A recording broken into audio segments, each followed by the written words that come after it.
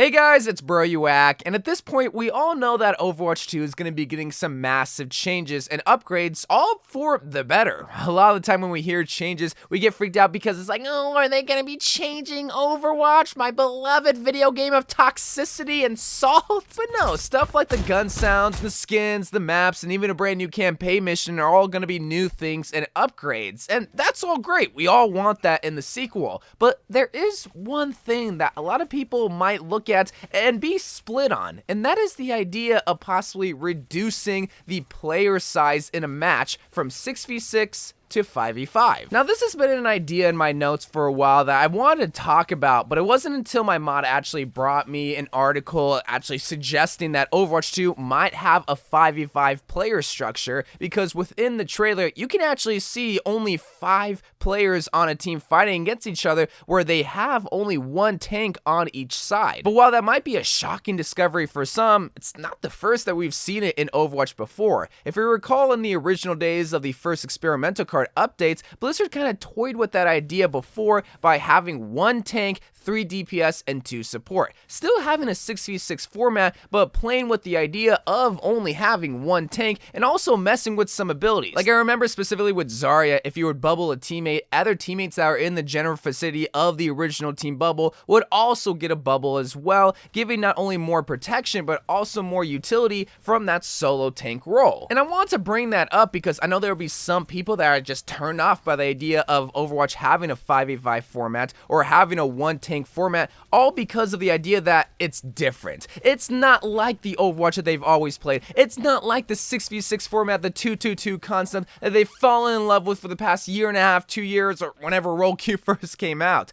But what if we did?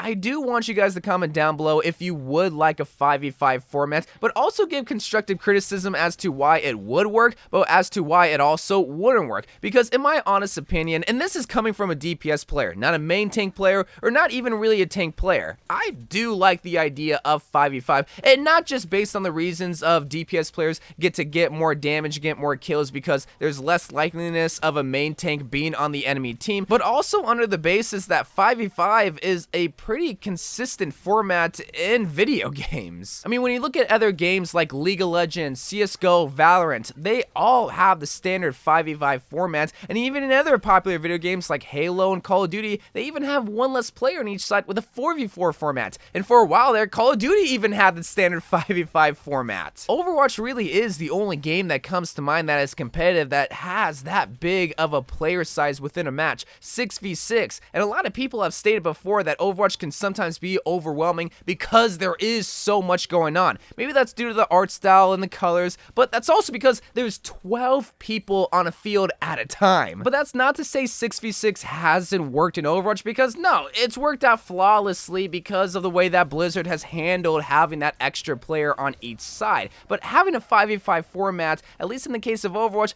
I don't think wouldn't be that bad of an idea if they somehow do figure out a way to make tanks a lot more engaging, but can be independent so that they don't have to rely on that non-existent tank role on their side. And if you remember in the behind-the-scenes look of Overwatch 2, Blizzard did say that they are trying to make tanks a lot more brawly of characters. I mean, Blizzard already gave examples of how they're trying to make tank players be a lot more aggressive and fight toe-to-toe, either by giving Reinhardt 2 fire strikes, more control over his charge, or allowing him to stop his charge on command, which they should just add tomorrow. Like, just add it, because I feel like that is desperately needed for all Reinhardt players across the board. But Blizzard are also trying to give tanks a new passive ability where they can't get easily booped or bullied, basically, because that's another problem a lot of tank players will probably face if they only have one tank on each side, is that they're going to get so easily bullied by all the DPS and even support players like Lucio and Brigitte, because they have to fight at the forefront. Think of Reinhardt, think of Sigma, they're all gonna be there by themselves without the help of a Zarya bubble or a Roadhog hook to punish people that are being super aggressive or trying to flank around the shield. So you also have to consider that, and they have in the form of those new passive abilities. But they're probably also gonna add on top of the already existing abilities on all of these tanks. I would not be surprised if they were bringing back the multiple Zarya bubbles that they played around with on the experimental card. I mean, they're already giving Reinhardt 2 fire strikes, so that's that's already in the works of possibly coming into Overwatch 2. Maybe with Winston, you can get multiple bubbles so that you can just block off multiple choke points. I could definitely see that happening as well. My thoughts when it comes to 5v5 is that it can definitely work in Overwatch if you, one, keep the role of each and every single tank alive. In the case of Reinhardt, his role is to protect the team. Why? Because he has the best shield in the game. You have the best advantage of winning with Reinhardt if you use the best ability that he has, which is his shield. Now, obviously, they're going to try to make him a little bit more brawly to make up for the lack of a second tank, but that's only because there is the lack of a second tank. It's not because they want to make him super aggressive. They still want him to be a somewhat passive, but in certain times, aggressive tank. But another reason why I like the idea of 5v5 or potentially having one less tank on each side is that it could potentially help the queue times. We're not strangers to the queue times of DPS going from 5 minutes, 10 minutes, even 20 minutes. I'm sure people even had 30 and 40 minute queue times for competitive DPS, and maybe even in quick play DPS. So the queue times for DPS specifically is a problem, but